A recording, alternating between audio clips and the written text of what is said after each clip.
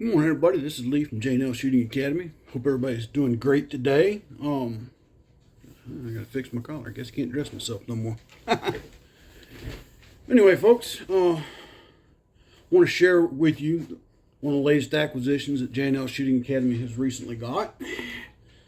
Found it on classicfirearms.com. And no, they're not paying me to endorse their products. It's just where I happen to find the deal. So let me set this down.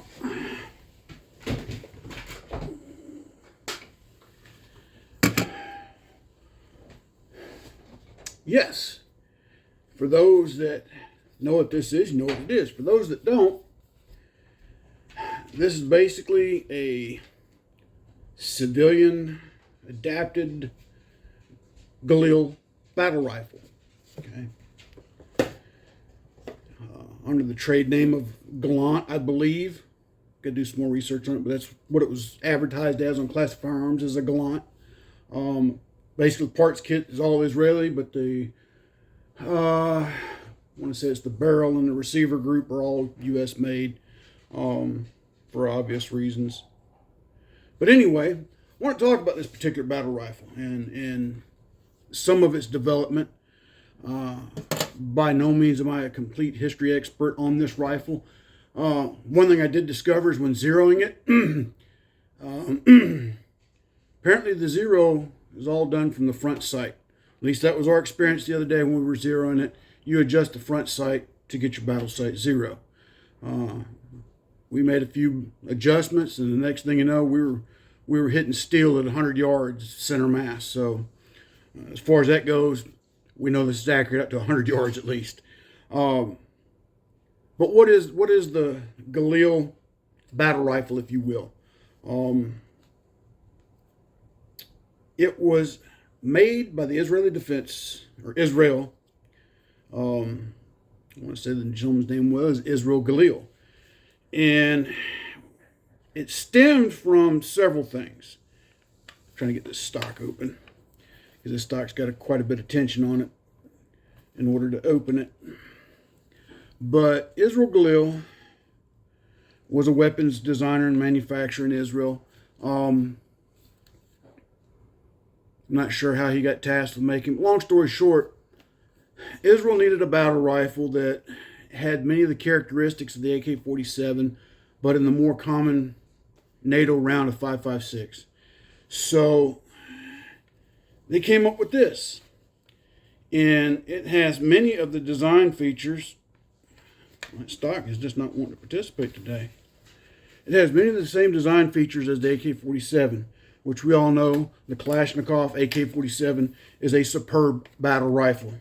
Okay, and for all you AK haters out there, say what you will, say what you want. You can take an AK-47, dump it in sand. Finally got it. Okay. Run it through the mud, freeze it, burn it, and it's still going to operate. There were known instances during the Vietnam War where the Viet Cong would bury these things, and the wood would be getting eaten away by termites.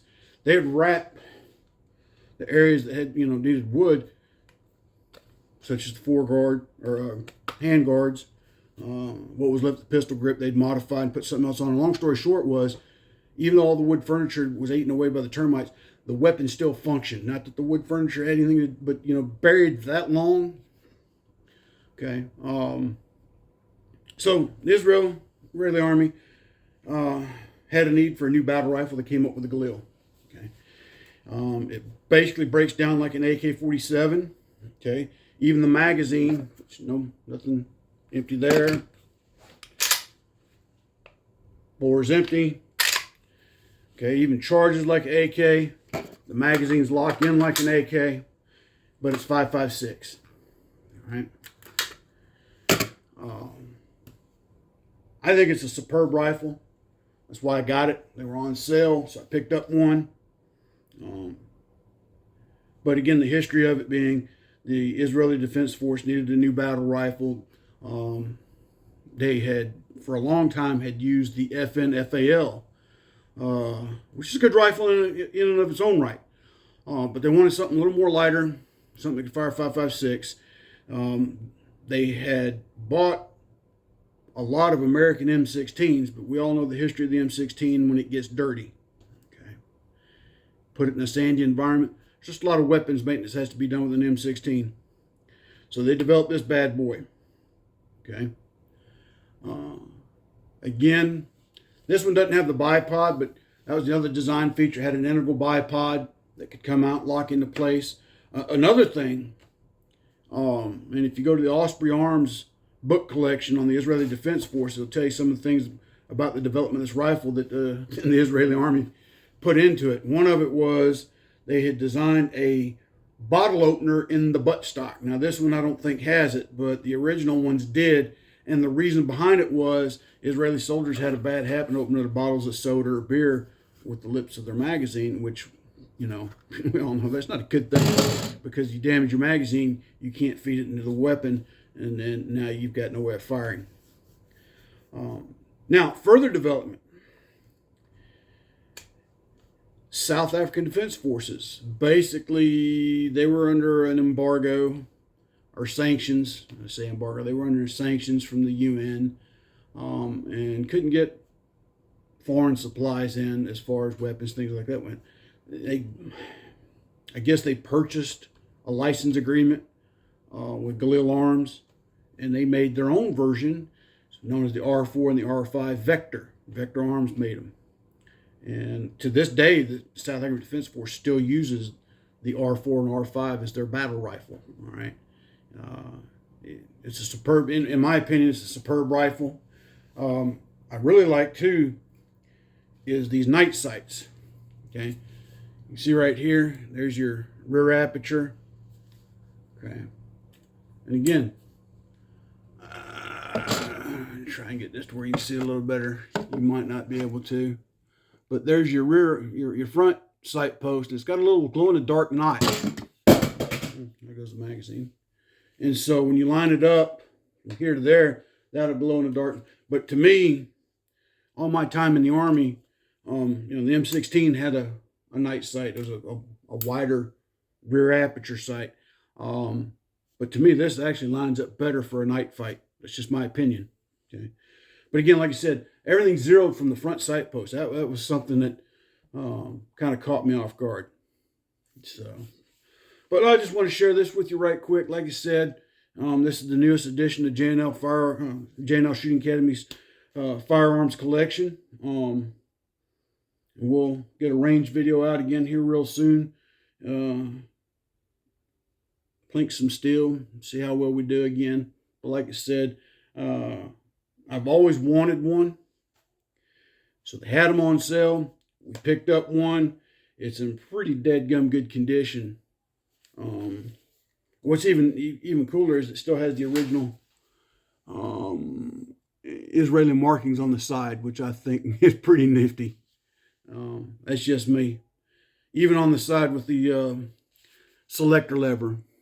And yes, this is a 3-position switch. The difference being is the front setting don't work, folks.